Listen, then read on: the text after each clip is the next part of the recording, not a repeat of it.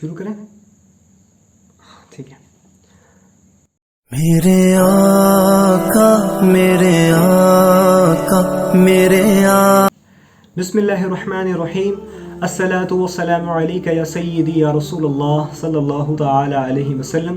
تمام اہل ایمان کو السلام علیکم ورحمۃ اللہ وبرکاتہ. محترم ناظرین، تاریخ کے مطالعے سے یہ پتہ چلتا ہے کہ پہلے لوگ جو کچھ نہیں جانتے تھے تو علماء دین کی طرف رجوع کرتے اور ان سے سوالات پوچھتے، اپنے مسائل کے حل پوچھتے.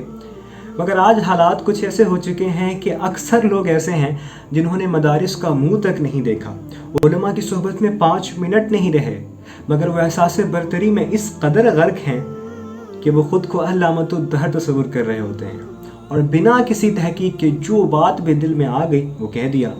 تو پھر اس کا نتیجہ کیا نکلتا ہے کہ عوام میں وہ جھوٹی اور جہالت بھری باتیں عام ہو جاتی ہیں، اور اس سب کا وبال اسی کے سر پہ آتا ہے جس نے یہ بات بنا تحقیق کے پہلی مرتبہ کہی تھی.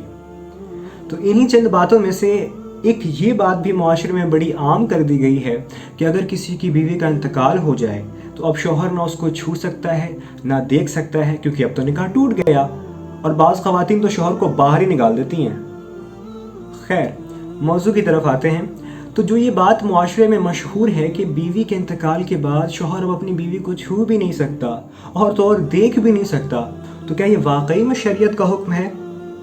آئیے جانتے ہیں کہ علماء دین نے کیا فرمایا.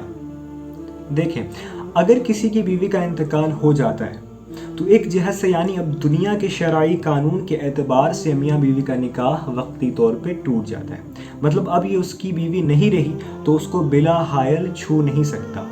مگر ایک جہت سے قانونی اعتبار سے بیوی ہے بھی، کیونکہ جب قیامت کے روز یعنی بروز محشر جب یہ دونوں اپنی قبروں سے اٹھائے جائیں گے تو اس دن میاں بیوی کی حیثیت سے ہی اٹھائے جائیں گے. اس لیے دونوں طرف کی رعایت کرنی ہوگی.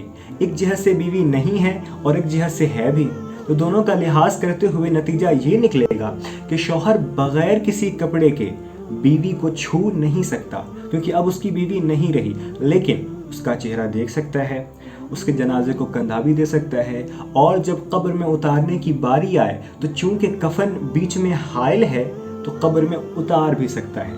صرف براہ راست چھونا منع ہے. لیکن اگر شوہر کا انتقال ہو جائے تو بیوی کا فوراً نکاح نہیں ٹوٹتا جب تک کہ عدت نہ گزار لے. تو شوہر اپنی بیوی کو انتقال کے بعد غسل نہیں دے سکتا، لیکن بیوی اپنے شوہر کو غسل دے سکتی ہے. تو یہ بات جو معاشرے میں عام کی گئی ہے کہ شوہر چہرہ بھی نہیں دیکھ سکتا، یہ سراسر جہالت ہے اور ایک طرح سے ظلم بھی ہے.